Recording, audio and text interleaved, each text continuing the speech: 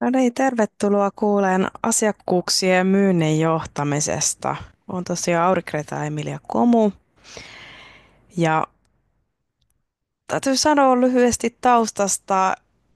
Olen tehnyt töitä yrittäjänä, myyntineuvottelijana, myyntijohtajana, asiakaspalvelijana monista vinkkeleistä. Ja toki koko elämä tietenkin myös asiakkaana itse ollut arvioimassa, kehittämässä ja vaikuttamassa osto- ja myyntiprosesseihin. Eli kyllähän tämä ihan läpi elämä on kulkenut. Ja seuraavan parinkymmenen minuutin ajan tässä käyn läpi sekä teorian näkökulmasta, mutta nimenomaan tämmöisten käytännön esimerkkejä, ajatusten, havaintojen kautta myös sitä, millaista on nykypäivän myynnin johtaminen ja asiakkuuksien johtaminen. Ja kontekstiksi voi ajatella sekä kuluttaja- että yrityskentässä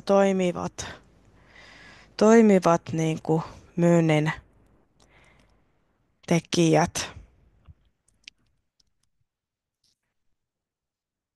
Eli käytännössähän asiakkuudet on sinänsä se koko yrityksen niin kuin olemassaolon ajatus ja idea. Toki on olemassa myös esimerkiksi holding-yhtiöitä tai muita järjestelyitä, joissa ei ole suoria asiakkuuksia tai muita konsernirakenneyhtiöitä, joissa on ainoastaan sitten konsernin sisäisiä asiakkaita, mutta muuten niin kuin vapaasta tässä kentässä, niin sinänsä asiakkaiden takia pääsääntöisesti tätä niin kuin tehdään ylipäänsä, miksi yritys on olemassa. Ja aika lailla tämä se, että miten asiakkaita niin kuin sekä hankkimista, palveluiden tuottamista tai tuotteiden tuottamista heille tehdään ja sitten asiakashoitoon, niin tämmöiset niin kuin asiakkuussuunnitelmat selkeyttää tosi paljon ja näitä asiakkaiden niin kuin tunteminen myös syventyy sitä kautta, mitä, mitä paremmin niin kuin tämmöisiä eri kategorioita on rakennettu sitä asiakassuunnitelmaan. Ja tokihan tämmöisiä tyypittelyjä, miten lähdetään miettimään esimerkiksi ää, organisaatiorakenteen kautta, mihin se vaikuttaa, niin oikeastaan läpipääsevästi kaikki, että onko vaikka asiakas yhden henkilön yritys vai onko kyseessä niin kuin, moniportainen on HR-osasto, on erillistä markkinointimyyntiosastoa siellä, johtoryhmä työskentelee, niin edelleen. Voi olla hyvin monipolvisia ja montako eri tasoa niitä sitten vielä on myös, eli se voi olla sekä vertikaalinen että horisontaalinen se organisaatiorakenne. Ja mitä ilo tästä nyt niin kuin myynnin kannalta on tai hyötyä, niin nimenomaan se, että esimerkiksi päätöksentekoprosessissa, niin ketä kaikkia myyjä olisi syytä tavata ja jututtaa, kenen kanssa luoda sitä arvoa, kenen näkemykset tulee huomioida esimerkiksi vaikka palvelu- tai tuotekokonaisuutta rakentaessa. Ja kyllä ne sekä tekniset että semmoiset strategiset keskustelut niin nousee sekä asiakastarpeesta, kun myös sitten perinteisemmin on ajateltu sitä, että myyjä luo sitä tarvetta ja niin edelleen, mikä ehkä ei enää niin nykyaikaisena menetelmänä trendaa, mutta siitä huolimatta ää, kyllä se niin kuin asiakkaan markkinankin kokonaisvaltainen tunteminen niin luo myös sitä mahdollisuutta, että myyjällä on myös se näkemys siitä, mikä asiakkaan tarve ja mikä hänelle olisi se kokonaisvaltaisesti paras ratkaisu. Mm, ja sitten näissä kategorioissa toki tärkeä on myös se omistajan niin kuin riskiprofiilin arvioiminen, että asiakkuussuunnitelmaa tehdessä niin on hyvin erilaista rakentaa liiketoimintaa, vaikka sen varaa, että asiakkaat on kaikki pörssiyhtiöitä, hyvin isoja korporaatioita tai vaikka pääomasijoittajien omistamia versus se, että ää, asiakassalkku koostuukin lähinnä perheyhtiöistä, joissa on todennäköisesti vuosikymmeniä tai jopa vuosisataa yhteistä historiaa rakennettu. Ja tätä kautta tavallaan tulee myös tämmöinen asiakasryhmittely tai asiakassegmentiksi, miten haluaa sanoa, että ketkä kuuluu. Ja hyvin tyypillinen tapa, miten on kategorioita laitettu, niin on ihan liikevaihtoon perustuen. Mutta voi olla, että se ei ole enää niin kuin riittävää ja varsinkin B2B, eli niin kuin yritysten välisen liiketoiminnan puolella, niin siihen tarvitaan myös tämmöistä strategista näkökulmaa. Eli esimerkiksi asiakkuus voi perustua siihen, että miten kannattavaa sen asiakkuuden hankinta, kehittäminen, ylläpitäminen on. Onko se vaikka potentiaalinen kasvaa se asiakkuus sekä niin kuin itse asiakasyritys kuin myös sen niin kuin asiakkuuden niin kuin osuus liiketoiminnassa. Ja sitten toki, jos yrityksellä on kiinnostus erilaiseen vaikka innovointiin, tuotekehittämiseen, muuhun, niin tuoko tämä asiakas semmoiseen mahdollisuuksia? Ää, Sitten maantieteellinen sopivuus voi olla myös kielivaihtoehdot esimerkiksi merkittäviä. Spesifit, vaikka sun tuotteesta kyse, niin myös maakohtaiset eri kriteerit voi vaikuttaa siihen. Onko tietty markkina vaikka järkevää lähteä tiettyjä asiakkuuksia tavoittamaan. Ja toimialasopivuus voi myös olla tämmöinen strateginen peruste luokitella asiakkaita ja sekä miettiä, että keihin kannattaa sitten panostaa. Ja toki se, että minkälainen todennäköisyys sillä asiakassuhteen jatkumiselle on, että jos ajattelee myyntiin käyttää hyvin paljon satsausta ja asiakkuuden ö, oletusaika, puhutaan, että se on vain kertaluontoinen muutaman kuukauden, niin versus se, että taas sitten olisi semmoisia toistaiseksi voimassa olevia pitkiä vuosisopimuksia tai muuta tällaista, niin kyllähän se niin kuin on paljon potentiaalisempaa satsata niihin asiakkuuksiin liiketoiminnan kannalta niin kuin lähtökohtaisesti. Sen jälkeen, mistä tavallaan asiakassegmentissä liikutaan ja hyvin paljon asiakasmassasta saadaan tietoa asiakastarpeista, niin tätä tietoa on toki tarve sitten koordinoidusti hallita. Ja toki viime vuosina GDPR ja monet muut tämmöiset säädökset ja tarkenteet on tullut myös sekä niin kuin kuluttajien, mutta myös yritysasiakkaiden turvaksi siihen, että minkälaista asiakastietoa yritykset voi käyttää markkinoinnissaan, myynnissään ja kaikenlaisessa esimerkiksi no laskutus ja tämmöiseen ajateltuna, niin se on selkeämpää, että siellä niin kuin tiedot voi säilyäkin pidempään. Mutta se, että järjestelmiä on monesti paljon, voi olla sekä CRM, eli tämmöiseen niin kuin asiakastiedon ERPiä, eli ihan koko toiminnanohjaukseen. Voi olla taloushallinnossa omaa järjestelmää, missä hallitaan asiakastietoja ja sitten toki jotain projektihallintatyökaluja voi olla ja monilla yrityksillä on, jos tehdään vaikka projektiliiketoimintaa, niin sitten vielä ne asiakkaan järjestelmät siellä käytössään. Et melkein semmoisessa tietotulvasta enemmän kuin tiedon määrän niin kuin hallinnasta voisi myös ajatella, että on tarve kehittää. Et tietoa kyllä on paljon saatavilla, mutta mikä on relevanttia, mikä on semmoista olennaista. Esimerkiksi CRM:stä poimii se, että miksi tietyt asiakkuudet klousautuu vaikka kaupaksi, miksi tietyt tarjouspyynnöt ja tarjoukset eivät sitten johda kauppaa esimerkiksi. Niin onko semmoista dataa helposti vaikka CRM:stä saatavilla? Opitaanko siitä? Kehitetäänkö toimintaa? Asiakastiedon avulla voidaan myös kehittää niitä itse palveluitakin eteenpäin ja toki se, että kun palvellaan asiakkaita paremmin, niin asiakkaat myös itse on paljon aktiivisemmassa roolissa niin kuin sen niin kuin palvelukehittämisessä. Ja toki nykyisin on tekoälyt, robotiikkaa, monenlaista teknologiaa, mm, niin ne voi niin kuin aktivoivasti luoda sitä asiakkaalle niin kuin lisäarvoa. Ja toki sitten sen asiakasarvon niin kuin luomisen hyödyt voi olla hyvin semmoisia spesifejä. Niitä yleisellä tasolla tavallaan tarkasteltuna, niin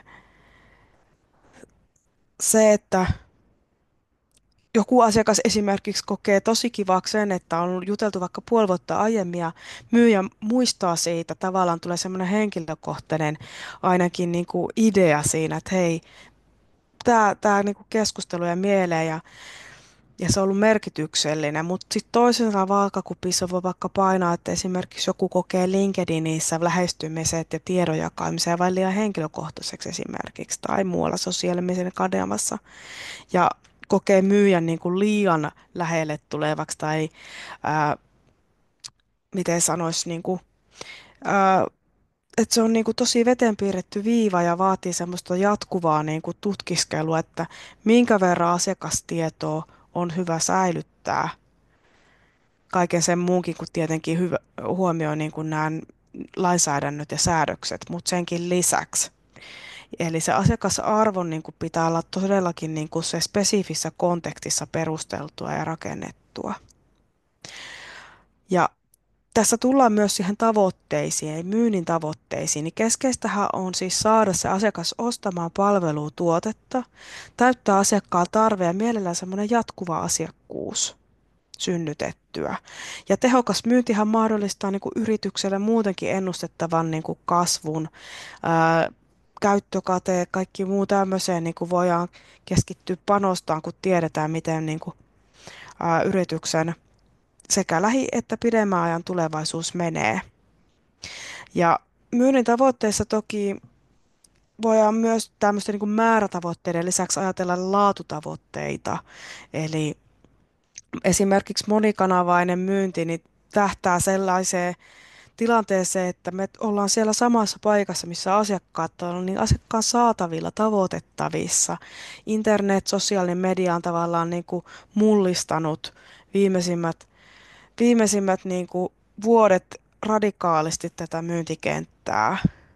Ja asiakkaan niin kuin vakuuttuminen ja sitten miten se yritys niin kuin vaikuttaa uskottavalta, niin se voi tulla omista kokemuksista, se voi nousta kaverin kokemuksista, kollegoiden tuotearvosteluista, mitä ihminen lukee vaikka tuolta internetistä.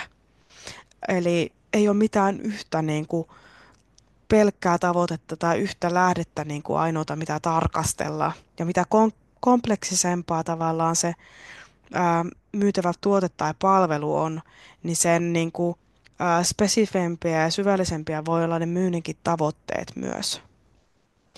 Ja myynnin tavoitteiden toisessa vaakakupissa siinä aina pitää olla tietenkin mittarit, eli nähdään se, että mitenkä ollaan päästy tavoitteisiin.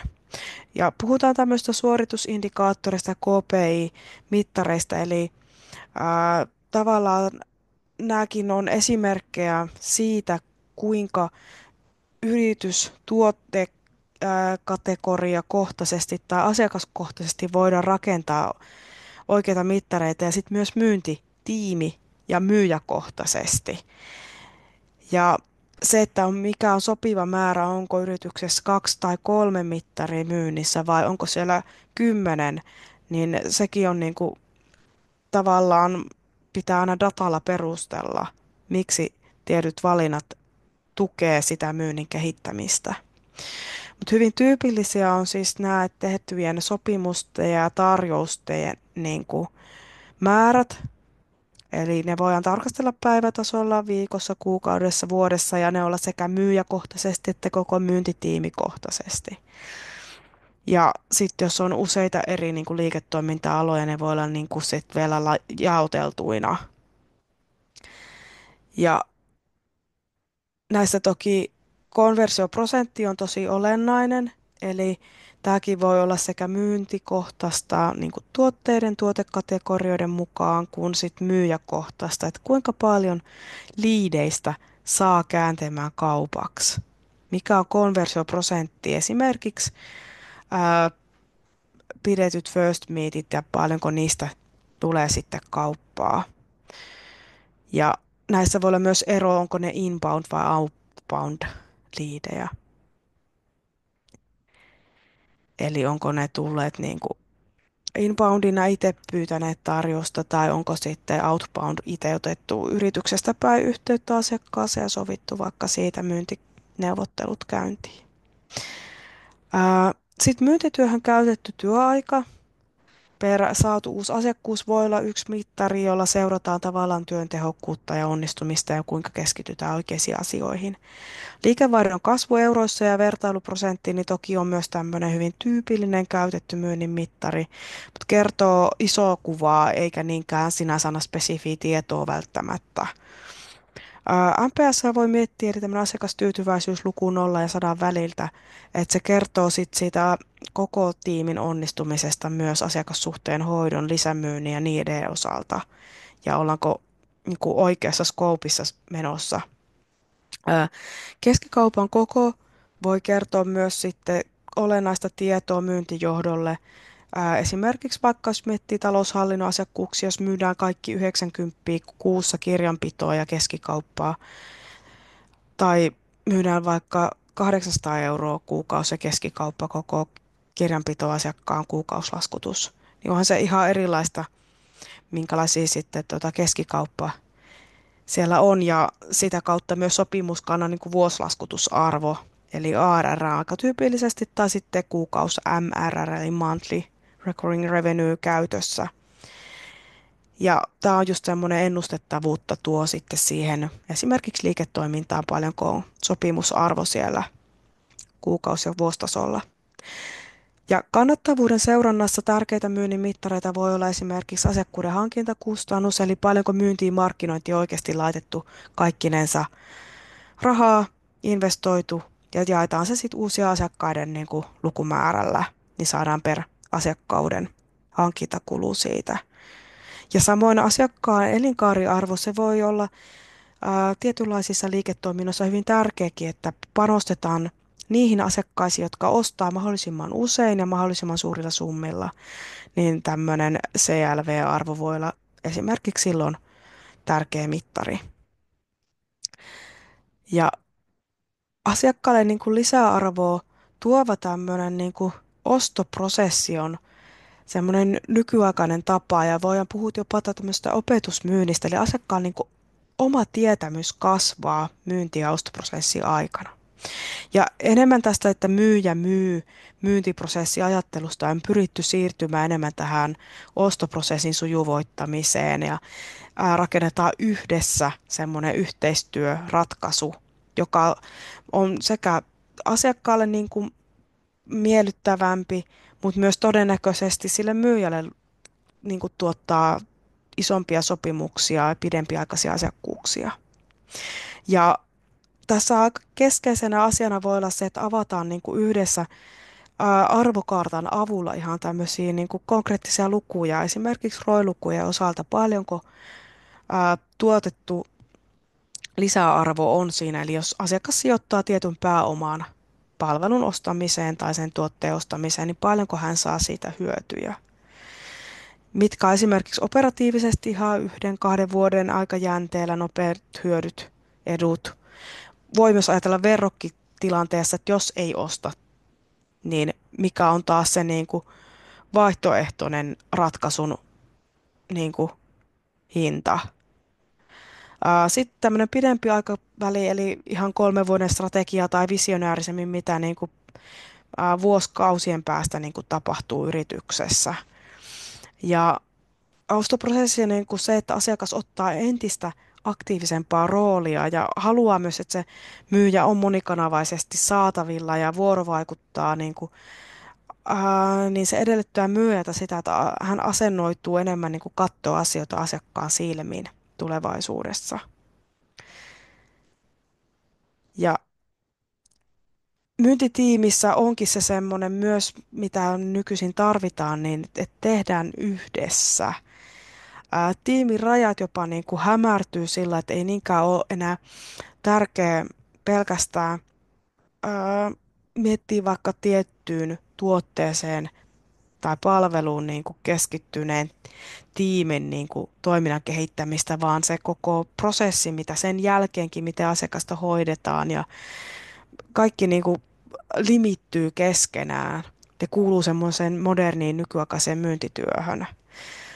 Ja se, että mitä tarkemmin ja spesifimmin pystytään yhdistämään niin kuin ihmisiä, tehokkaita prosesseja ja hyödyntää dataa ja teknologiaa, niin sen tehokkaampaa myös skaalata sitä liiketoimintaa ja saada isompaa niin kuin liikevaihtoa yritykseen.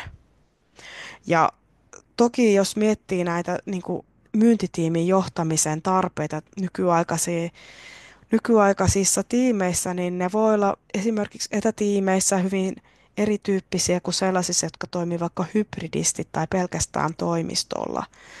Ja on tarve kehittää myyntityössä sekä sitä henkilökohtaista niin kuin myyjän työn osaamista, kuin myös sitten taas myyntitiiminä kehittyä, jakaa tietoa esimerkiksi unelma-asiakaskohderyhmästä eli ICPstä ja tukea semmoista monikanavaista työskentelyä, että ollaan sosiaalisessa mediassa, hyödynnetään tehokkaasti digitaalisia kanavia, ää, myös perinteisiä unohtamatta ja videoita ja niin edelleen. Ja se, että kun myyntitiimiä lähdetään kasaamaan, niin nykyisiin rekrytoinneissa tyypillisesti käytetään erilaisia testejä, vaikka myyntiestetestejä, onko luurikammo tai soveltuuko ylipäänsä myyntiin, ottamaan rohkeasti kontaktia. Ja just se, että miten niin kuin, tavallaan tämmöinen niin sanotusti rivimyyjä pystyy vuosikausien jälkeen vielä erottumaan huippumyyjän niin kun ominaisuuksiin kuuluu keskeisesti se, että hän haluaa jatkuvasti syventää sitä niin kuin unelma-asiakkaiden ymmärrystä. Eli semmoista ICP-kohderyhmän niin kuin ymmärrystä. Ja sen pohjalta jatkuvasti innovoi ja kehittyy työssään. Ja tulevaisuuden niin kuin myyntityötä, jos ajattelee, niin pelkkä se asiantuntijoiden asiakasymmärryksen kasvu ja oma aktiivinen toiminta ei välttämättä riitä, vaan tarvitaan myös semmoista strategista kumppanuutta ja vastuullisuuden ja kestävän kehityksen niin kuin huomioimista. Ja miten tulevaisuuden niin kuin myyntiä johdetaan, niin siinä on sekä se ajatus siitä, että Lean-menetelmillä pystytään tehokkaasti optimoimaan sitä myyntitiimin tekemistä. Ja palvelumuotoilulla pystytään optimoimaan taas se asiakkaan niin kuin ostoprosessia mahdollisimman sujuvaksi, asiakastarpeet huomioivaksi ja toki sitouttaa myös asiakkaat. Ja se asiakkaathan jatkuvasti arvioi yrityksen niin kuin uskottavuutta ja vaikutuksia ja mitenkä vastuullista se toiminta oikeasti on, kuinka ne teot ja lupaukset niin kuin pitävät, onko arvot ja todellisuus niin kuin sanoen takana samanlaista. Ja tällöin niin kuin tulevaisuudessa erottuu ne yritykset, jotka pystyy rakentavasti ja kestävästi ratkaisemaan nämä haasteet esimerkiksi ekologisen kestävyyden, energiatehokkuuden, sosiaalisen kestävyyden ja monimuotoisuuden osalta, kuin myös sitten taloudellinen kestävyys ja se, että tehdään pitkäjänteistä, kannattavaa ja luotettavaa liiketoimintaa. Tässä lyhyesti lähteistä. Kiitän syvästi mielenkiinnosta ja vihreä kasvu tuo huipputulokset myyntiin myös sinullekin.